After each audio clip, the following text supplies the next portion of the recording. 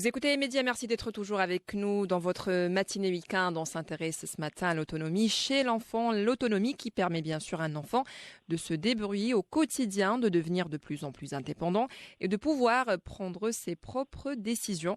Le besoin d'autonomie évolue pendant toute l'enfance et l'adolescence. Devenir autonome, c'est acquérir peu à peu une forme de contrôle sur soi-même. Alors pour y parvenir, bien sûr, l'enfant a besoin d'adultes bienveillants qui l'accompagnent dans cette quête vers l'autonomie et les adultes qui ne sont autres que ses parents, bien sûr. On fait le point avec Madame Sana Lassel. Vous êtes coach parental et scolaire. Vous êtes aussi ancienne assistante sociale des forces armées royales et vous êtes également fondatrice du cabinet Focus at Coaching. Bonjour Madame Sana et merci d'être avec nous de nouveau sur Média. Bonjour Fatem Zahra et merci pour l'invitation. Merci beaucoup, Madame Sana. Alors, tout d'abord, la première chose qu'on voudrait bien savoir, comment accompagner l'enfant dans cette recherche d'autonomie? Mhm. Alors, tous les parents et aussi les professionnels de la petite enfance souhaitent avoir bien sûr les enfants devenir autonomes. Mais le chemin par lequel ils pourront y parvenir n'est pas toujours clair pour eux. Cela conduit à des points de vue très variés sur l'autonomie du jeune enfant. La quête de l'autonomie chez les enfants commence avec la motricité manuelle dès le premier mois d'abord. Par exemple, la découverte de sa main et ses rotations.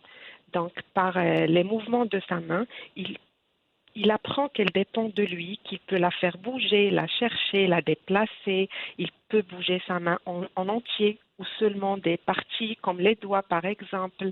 Il peut la suivre avec sa tête, avec les yeux, la toucher. Donc le fait de l'accompagner dans cet apprentissage au début de la coordination manuo-visuelle est l'une des premières conditions pour l'accompagner vers l'autonomie. Sa main, donc, est son principal outil d'exploration pour toute la vie. Et ensuite, pour mieux avancer dans cet accompagnement, il faut lui apprendre à connaître ses capacités motrices avec la globalité de son corps et l'aider à comprendre les limites de ses capacités corporelles pour ne pas le mettre dans une situation d'échec. D'accord, Madame Sana. Alors, bien sûr, ça commence dès les premiers mois, on va dire, Oui. de sa vie, bien sûr. Mais est-ce qu'il faudrait toujours laisser l'enfant faire les choses tout seul dès ses premières années? Bien sûr, pas les bébés, mais lorsqu'il a, par exemple, 1 an ou 2 ans, est-ce qu'il faudrait commencer déjà à lui donner cette confiance à faire les choses tout seul? Oui et non. Ça dépend des choses qu'on veut qu'il fasse pour. Alors pour des trucs où il n'y a pas de risque, comme manger, s'habiller, se laver, faire le lit, ranger ses jouets.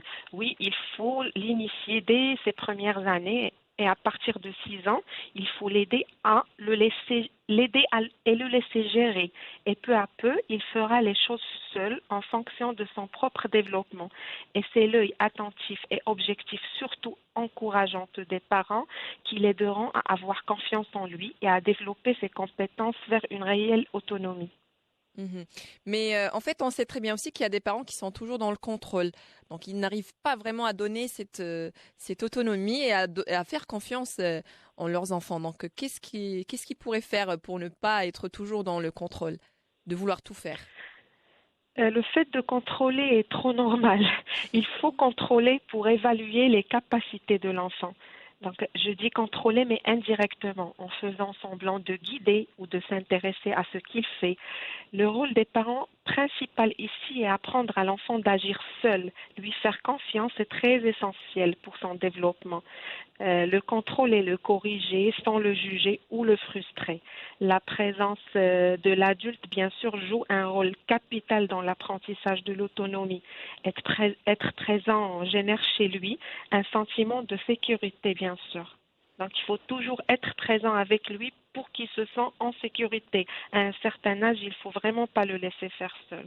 Mhm. Donc, il faut peut-être trouver ce juste milieu. Donc, ne pas. Oui, voilà. Mhm. Alors, autre question, Madame Sana, est-ce que l'autonomie de l'enfant influence sa personnalité? Est-ce que cela vraiment affecte ses traits de caractère et sa personnalité sur le moyen et le long terme? Bien sûr, oui, bien sûr. Un enfant autonome est un enfant confiant est sûr de lui, un enfant épanoui, on le voit heureux parce que à fur et à mesure qu'il grandira, il ressent qu'il est capable de faire plusieurs choses, donc qu'il sert à quelque chose et ça génère chez les enfants un sentiment d'infériorité et de confiance en soi et que les adultes lui font confiance aussi. L'autonomie est le premier pas vers l'estime de soi, la connaissance de soi et le courage que les enfants développent petit à petit à travers leur vie. D'accord. Alors, autre chose, un point essentiel et qui concerne bien sûr tous les parents et les enfants pour les leçons et les devoirs.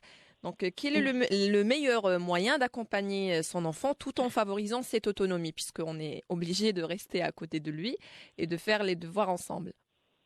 Mhm. Lorsqu'un enfant commence à l'école primaire, il doit s'adapter à une nouvelle façon d'apprendre. Il recevra beaucoup d'informations à l'école et ramènera bien sûr des devoirs à faire à la maison. Ça, on est d'accord. Ces devoirs sont une vraie occasion pour l'enfant d'apprendre à se concentrer et à s'organiser. Il devient de plus en plus responsable et s'habitue à faire des efforts pour atteindre des objectifs. Donc, au début du primaire, l'enfant aura besoin d'accompagnement constant. Peu à peu, il deviendra plus autonome dans la gestion de ses tâches et de ses devoirs, mais il aura toujours besoin de sentir euh, que les adultes sont présents et sont prêts à l'aider aux besoins. Donc, il faut rappeler à l'enfant de prendre le temps de vérifier s'il a mis dans son sac d'école, par exemple, tout ce qu'il faut. Aidez-le à s'organiser, établissez avec lui une routine et un horaire régulier pour lui permettre d'avoir du temps pour faire les devoirs. Il faut lui montrer comment procéder par des étapes, s'assurer que l'enfant travaille dans un environnement approprié pour mieux se concentrer et éviter les sources de distraction pendant les devoirs, superviser la période surtout des devoirs et vérifier si le travail est fait, surtout au début du primaire, si tout va bien et qu'il n'a pas de difficultés particulières et s'il prend de bonnes habitudes de travail, il aura de moins en moins besoin de notre présence. Il sera autonome sur ce qu'on est et sûr qu'on est là pour lui si nécessaire. Il faut aussi rester réaliste dans nos attentes, bien sûr, vis-à-vis de nos enfants et respecter le rythme d'apprentissage parce que chaque enfant est différent. Il faut être patient et ferme en même temps et il est important d'établir des règles claires et de les tenir. Et enfin, il faut le motiver toujours et l'encourager et bien souligner ses réussites et surtout ne faites pas le travail pour lui ou à sa place. Ça, Jamais. c'est le message très, très clair, bien sûr. Il y a des parents qui font, par exemple, les devoirs à la place de leur enfant, ce qui n'est pas du tout bien, bien sûr, pour son Mhm. autonomie. Oui. D'accord, coach Sana Alassel. Alors, c'est un point on l'a abordé il y a quelques instants, mais on va plutôt le détailler. Donc, quelles sont les techniques à privilégier pour autonomiser l'enfant? Est-ce que le jeu est important dans sa quête d'autonomie? Le fait de sortir avec lui, faire des activités à l'extérieur, est-ce que cela vraiment l'aide dans cette quête d'autonomie? On est d'accord que pour devenir autonome et faire seul, l'enfant a besoin de développer beaucoup de fonctions. Mhm. C'est des capacités qui vont lui permettre de se fixer un objectif, de rester concentré et de choisir des bonnes techniques pour réussir cet objectif avec l'aide bien sûr des adultes. Et pour cela, le passage par 3 étapes est très important. Montrer à l'enfant comment faire. L'enfant a souvent besoin d'explications et démonstrations très claires et décomposées. Ça peut nous paraître, nous les adultes, un petit peu banal et facile à faire, mais pour eux, c'est des exploits qu'ils font. On va donner un exemple simple, le fait de mettre les chaussures. Pour lui apprendre à mettre ses chaussures seul, il faut décomposer l'activité. D'abord, tu ouvres tes scratchs, tu fais glisser les lanières. Euh, pour les desserrer et après il faut tirer sur la languette et la tirer avec une main pendant que tu glisses ton pied dedans. Donc étape par étape. Mm. Ensuite, il faut faire avec l'enfant. Il faut faire avec lui parce que même avec l'explication et la démonstration, l'enfant ne pourra pas mettre ses chaussures seul en une journée. Il faut rester avec lui et aidez-le uniquement sur les étapes qu'il n'arrive pas encore à faire seul. Il peut avoir du mal à glisser sa cheville, par exemple, dans la chaussure, mais tout à fait capable de fermer ses scratchs. C'est pour lui un exploit et une étape importante. Enfin, il faut le laisser faire seul. C'est parfois plus difficile car avant d'être un expert, l'enfant mettra plus de 5 minutes à mettre ses chaussures et ça angoisse les parents et après ils font ça à sa place.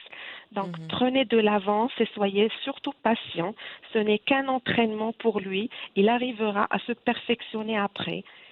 Il ne faut surtout pas nier l'importance du jeu pour développer l'autonomie des enfants.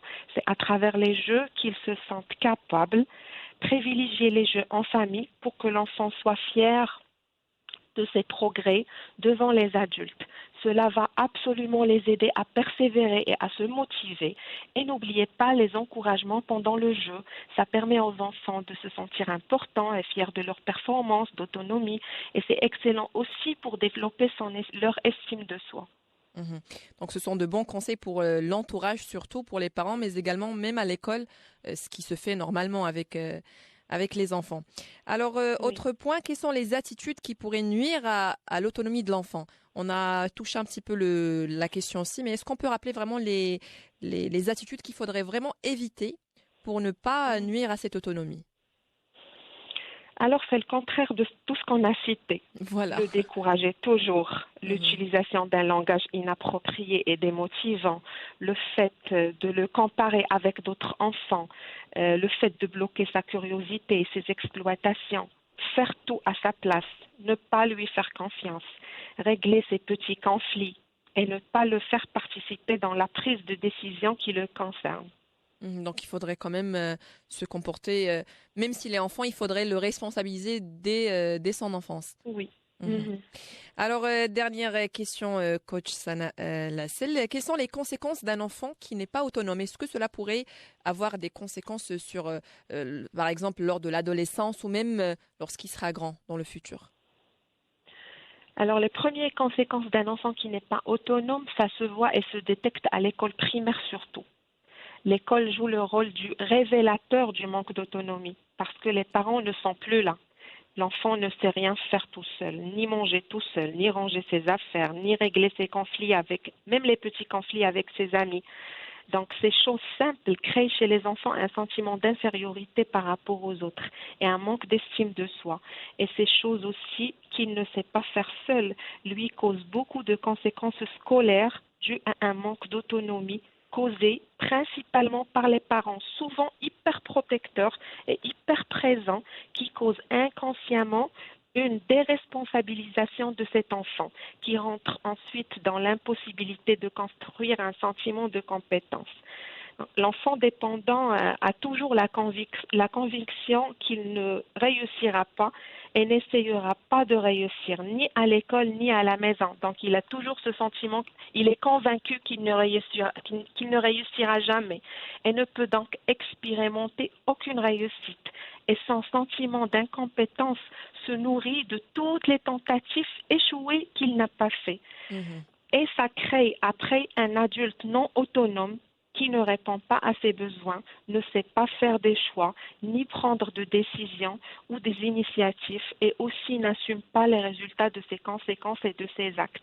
Mhm. On le voit juste comme exemple, il y a des fois certains adolescents surtout, ils comptent toujours sur leur maman pour faire certaines choses. Oui. Ils font rien du tout en fin de compte. C'est-à-dire, pour eux, il y a toujours quelqu'un qui va faire les choses à leur place. Et je crois que... Derrière eux, Mhm. oui, et ils trouvent beaucoup de problèmes, surtout dans le monde, lorsqu'ils rentrent dans le monde du travail, ils trouvent Voilà. vraiment beaucoup de problèmes à gérer leurs conflits avec les collègues, à gérer beaucoup de choses. Donc, on peut comprendre de tout ça et l'autonomie est le principal objectif d'une éducation réussie à court ou à long terme, parce que la personnalité d'adulte se construit durant les premières années. Donc, l'autonomisation de l'individu est tellement essentielle pour permettre à chacun d'avoir suffisamment d'estime et de confiance en lui-même. Mhm. Donc c'est un message adressé bien sûr à tous les parents qui nous écoutent et qui devraient bien sûr accorder cette autonomie à leurs enfants et surtout faire pas mal d'efforts pour la mettre en place surtout. Merci beaucoup Madame Sana Lassel pour toutes Je vous en ces prie, Fatem précisions. Je Zahra. rappelle, vous êtes coach parental et scolaire, vous êtes aussi ancienne assistante sociale des Forces armées royales et vous êtes également, on le précise bien, fondatrice du cabinet Focus at Coaching. Merci beaucoup Madame Sana et à la prochaine. Merci à vous, merci beaucoup.